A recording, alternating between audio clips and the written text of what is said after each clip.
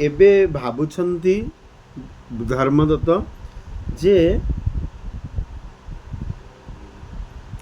दया जे पर उपकार सकल धर्म परे सार।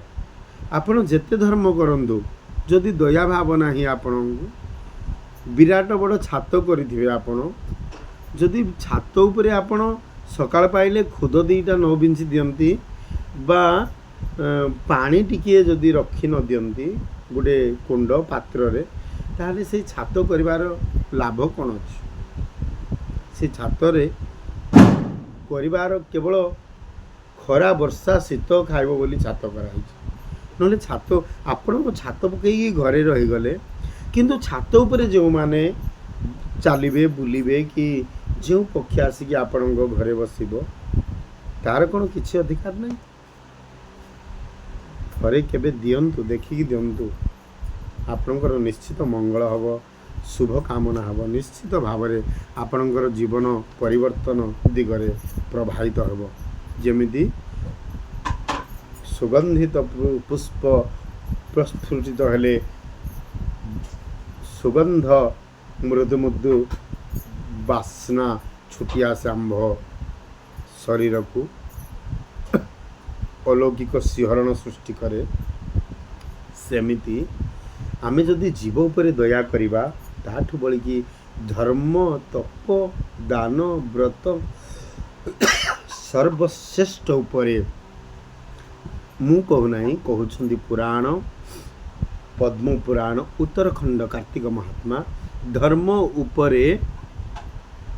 दया जे पर उपकार सकल धर्म परे सार। जी दया करे पर उपकार रे सकल धर्म आपण 100 तीर्थ बुलंतु 100 भल कर्म करंतु जदि दया क्या टिके करिले दया भाव आसला दया माने बुझुचंदी तो कार खाइबा को नहीं गंडे दे दियंतु दया किए विपदी रे पड़ी कार 100 टका दरकार बा कार आपण 100 टका न दियंतु 5 टका देले तो से तार निश्चित भरण पोषण गुटे मनरे तो साहस आस मो बागारे 5 टका अच्छी बोली या हूँ दया। दया आ गोटे अर्थ रे बुझेले आमे जो क्या आम बिलरू बाड़ीरू बा आम छात उपरू मांकड़ खाई दौच ताकू गोटे आबद्ध करके रखु जमती आम जिनस को से खाई पारबनी तापाई अलगा खाद्य खंजई दियंतु किंतु ताकू मारिबा मर्माहत करिबा षंड खाईदेला धान बोली ताकू बाड़ेबा बा ताकू गोड़े गोड़े बाड़ेबा बिले खाईदेला आम घर खाद्य बोली ताकू बाड़ेबा मारिबा ये गुड़ाक हूँ अधर्म। परहित सरिस धर्म नाही भाई पर पीड़ा सम नहीं अधमाई रामचरितमानस। परहित सरिस धर्म नाही भाई पर को आपण जदि हित कले परर दुखरे दुखी हेले परर दुखरे निजको भागीदार कले ताहाठु बड़ी कि आउ धर्म नाही। पर पीड़ा सम नहीं अधिमाई जदि आपण पर को हुए तो गाई गोरु छेली मेंढा जीव जंतु कीट पतंग सरीसृप मनीषठू आरंभ करी जहाँ को आपण पीड़ा देले ताठू बड़ी कि आउ अधम नाही भाई। संत गोस्वामी तुलसीदास कहते एणु यहाँ निस्तारी मोर धर्मरु मोर धर्मरु अधे देवी। धर्मदत्त कहते विप्र जे मु जो धर्म करी यज्ञ व्रत होम कर्माणी ये जो नारायण उषा उपवास एकादशी व्रत तुलसी पूजा विधि विधान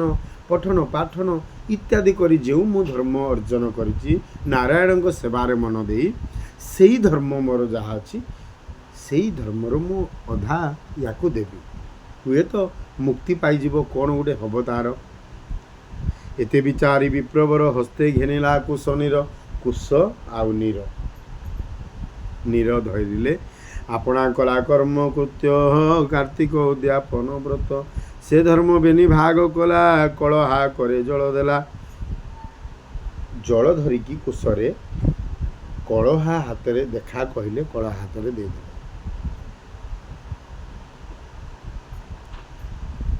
तक्षणे धर्म भाग पाई कलहा गला मुख्य होई कियो बा देवा पटांदर दीति कमला अवतार कमलांक भलिया शरीर तनु धारण कले कलहा दीति कमला अवतार कमलांकर द्वितीय अवतार हो गले कलहा देखंतु आज्ञा कौन कौठु आम आरंभ करिछे जे तुलसीर पूजन पाठ बा पूजार फलटा तुलसीर किभली प्रभाव अच्छी जल तुलसी तुलसीर माटी बा तुलसीर सर्व